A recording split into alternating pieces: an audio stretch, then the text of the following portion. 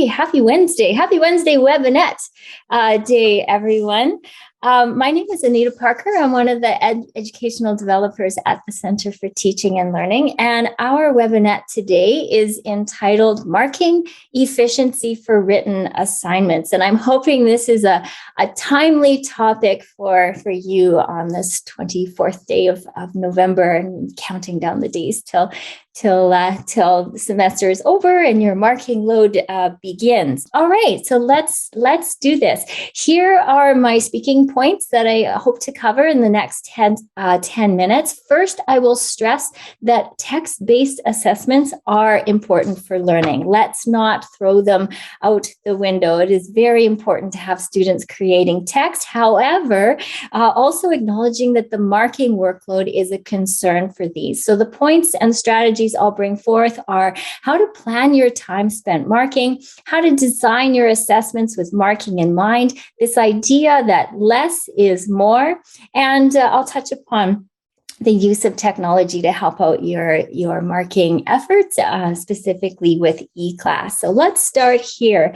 Putting pen to paper or typing text on screen is an essential activity for students to engage in any discipline, not just in the humanities and social sciences, but in STEM subjects as well.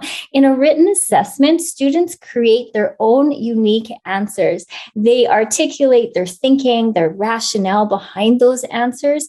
Text-based assessments provide students with the opportunity to truly demonstrate their knowledge, skills, and insights in a variety of ways.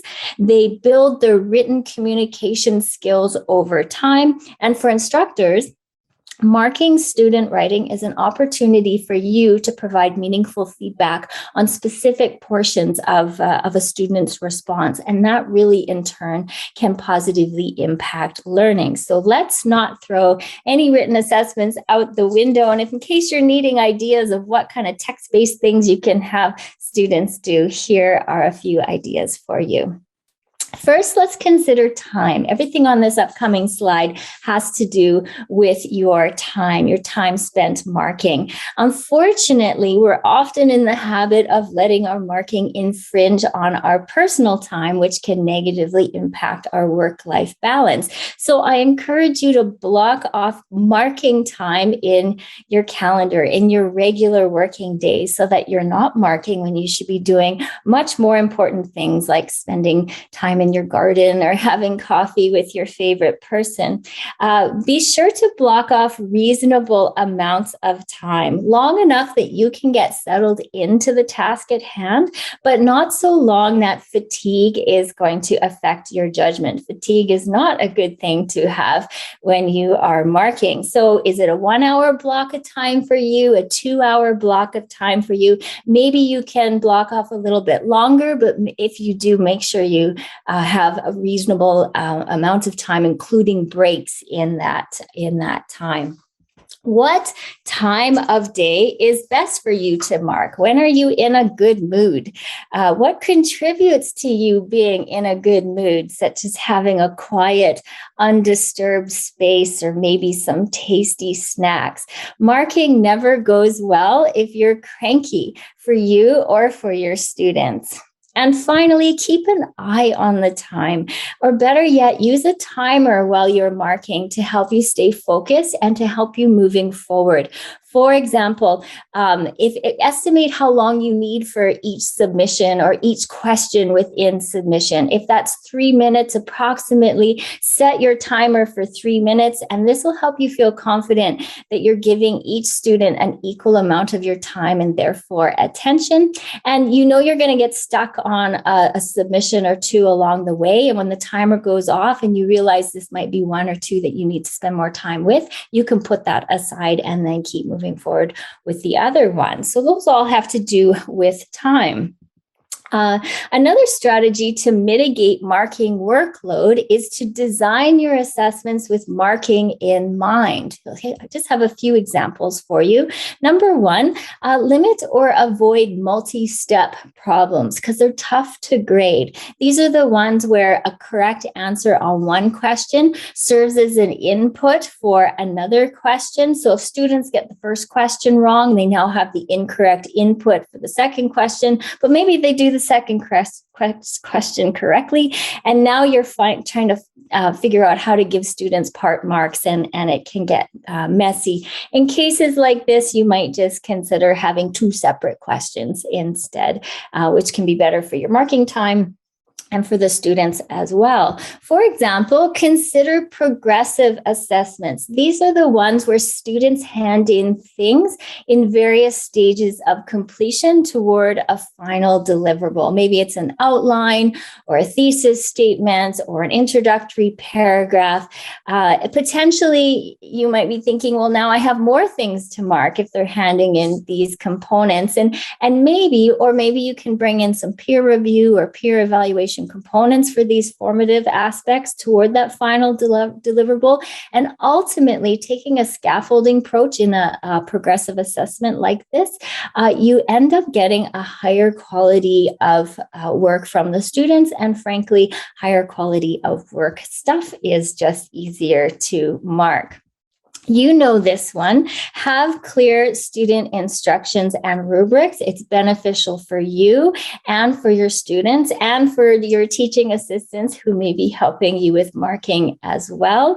Having clear instructions and rubrics are essential for marking consistently, and they also submit or help students submit a higher quality of work. And again, we just said higher quality of work is much easier to grade. Batch. I mentioned this a moment ago. Mark one item for every submission before moving on to the next one, if and when appropriate, depending on the assignment. This is beneficial for consistency, focus, and time efficiency, because you may not realize how much time you actually spend transitioning your thinking, your focus between the different parts of a certain assignment. Take 2 passes. On the first pass, read and comment. Go through all the submissions and look for things like what was done well and some common mistakes. Excuse me. In preparation for the second pass, you could even group the submissions based on some of the things that you found in the first pass. And then the second pass is when you go through and you double check for consistency and you assign the scores to the items. And finally, shorthand your feedback. There's a couple of ways to do this. Maybe you already have your own way of doing this. One way could be to have a coding sheet that you actually share with students, and it allows them to decipher your feedback. So if you have an acronym such as MDR, and then students can look at the coding sheet and know that your MDR means more detailed required, or whatever phrases resonate for you. Or you could have your own text expansion system. This is more what I tend to go toward, a real low-tech idea of text expansion. I have a document that has lots of my key phrases that I find myself using over and over. And I just use a plain old copy and paste from my document into the students' work. And I don't share that document with students. Or if you're more techie than I am, there is an app for that, or there's plenty of apps for that. There are text expansion applications for Windows, for Macs, for all kinds of devices. Some are free, some aren't, and they're basically just a bank of your phrases that you can insert with just a few keystrokes, and that can save you a lot of time and energy. Less is more. First, do you need to mark everything? Although our students are very grade focused, not everything they do needs to be marked and included in their course grade. Formative assessments are just that, opportunities to build and practice knowledge skills for many reasons. And one of those reasons is to help students prepare for the more high-stakes summative assessments. With that in mind, you could simply provide students with an answer key and let them mark their own work, or put students into group with an answer key and they can discuss the answers to certain questions together. Another less is more. Does every student need to hand in their own work? And this is a strategy you can use sometimes, especially in very large classes, because if students are handing in one item per group of 3 or 4 students, or 4 or 5 students, you are now cutting down your workload by a whopping 3/4 or a whopping 4/5. Here are some ways that you don't have to mark everything. Pick one. Have students do several similar tasks, such as some journal entries or problem sets, and then they get to pick the one that they think best represents their own work. Or another, along the same lines, to subset. Students hand in something they've written and has numerous items on it, and you only mark a subset of the questions that they have answered. Maybe you tell them ahead of time, maybe you don't, because you want them to try put equal effort into all of the questions, even if you're not going to be marking all of them. And one final less is more idea for you is, do you need to use a fine-tooth comb? Instead of finding every little grammatical mistake, even the ones that really bother you, and I'm with you on that one, what is the most meaningful feedback that you can provide to help students learn? What are one or two things they are doing really well? What are 1 or 2 things that they can improve upon for next time? For example, very good argument. You show a thorough understanding and engagement with the material. Or something like, your wording here is unnecessarily complicated. Aim to be more succinct. What is of real, true, meaningful value for student learning? That's all I have for you on less is more. Finally, how about your technology? More specifically, eClass. I'm going to presume that you're all saving trees and you're using eClass as much as possible for your assignments, quizzes, tests, exams, etc.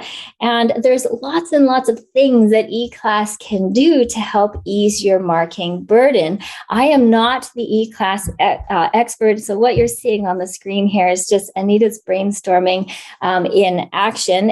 So I could be off base on a few of these items, but I'm fairly certain that these work. And there is knowledge-based articles to support these ideas. And of course, eClass support is available for you by email, submitting a ticket and getting some help from eClass support. So again, here's my brainstorming. You can divide submissions among markers, among your teaching assistants. You can create a rubric right in the marking interface, and clickety-click, you just click your way through the assignments and have the rubric right there for students.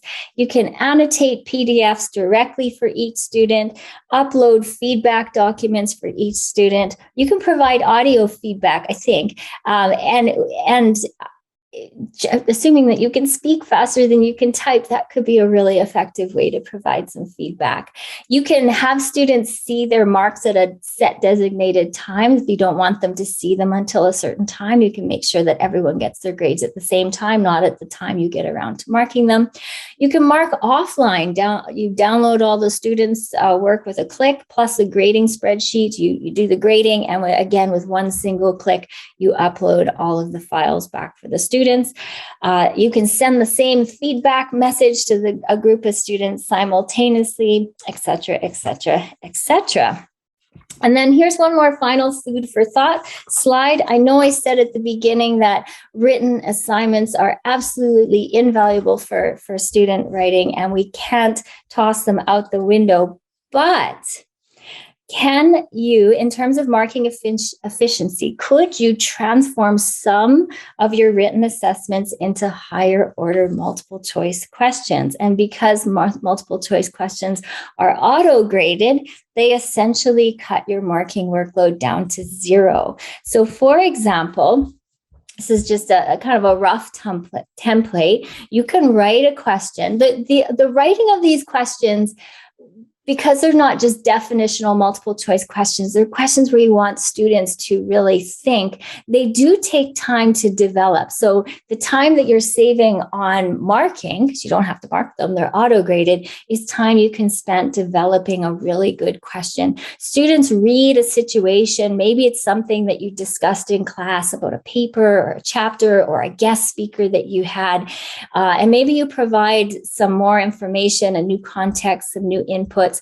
And then you ask a question like, which of the following statements correctly describes the situation? The correct answer is X because of explanation 1. It's Y because of 2. It's X because of 2. It's Y because of 1. You can kind of see the pattern here. Just trying to provide a basic overview of how a question like this might work in any discipline. So even though students themselves aren't writing, they're doing the thinking that you want them to do behind whatever writing that they might do. And then the incorrect responses can help you diagnose student misunderstandings and misconceptions.